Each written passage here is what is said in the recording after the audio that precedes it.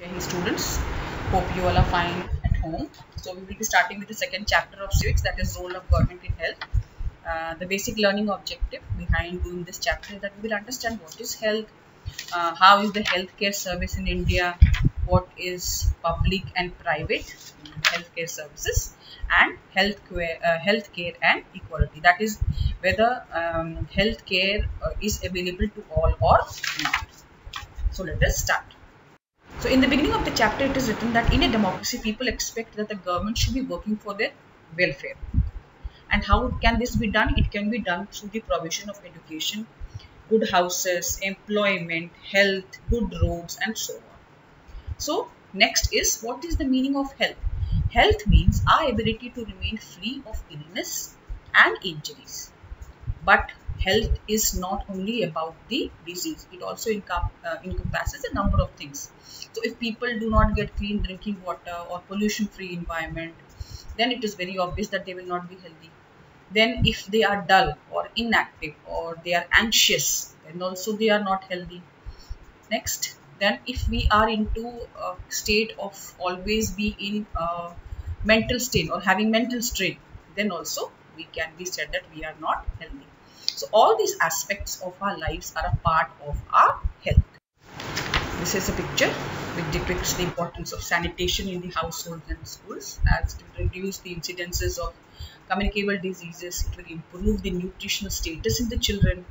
It will enhance the safety and the well-being of the children, and it will also increase the educational prospects, especially for women and girls. This is a picture of unclean surroundings, which is very obvious that the people living nearby will be unhealthy. So diseases caused by drinking polluted water are diarrhea, cholera, and so on. The next topic is healthcare in India. So here two boxes are given which shows extremes. So let us start. The first one says that India has the largest number of medical colleges in the world and is among the largest producers of doctors. And approximately 15,000 new doctors they qualify every year. Secondly, it says that healthcare facilities have grown substantially over the years. In 1950, it was 2,717. In 91, it was 11,174. And today we have almost lakhs of hospitals, both private and public. Third, India gets a large number of medical tourists from many countries. Now, why do they come to India? They come to India because the treatment here is one of the best in the world. So we can see that India is a front runner in medical tourism and the most promising healthcare destination for the Americans. The fourth point says that India is the third largest producer. In some books, fourth is also written. India is the third largest producer of medicines in the world and is also a large exporter of medicines. Talk about the extremes. The extremes are, most doctors they want to settle in the urban areas.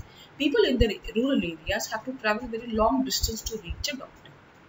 The number of doctors with respect to the population is also much less in the rural areas. If we talk about the second point, almost 5 lakh people die of TB every year, and this has remained almost unchanged since the day India got independence. Almost 2 million cases of malaria are reported every year. Third, we are not able to provide clean drinking water to all. 21% of all the communicable diseases are waterborne. And the last is, half of all the children do not get adequate food to eat and are malnourished. So these are the two extremes which are being discussed in these two boxes. So this is for the live for the module. We will be discussing the doubts in the live class. Till then,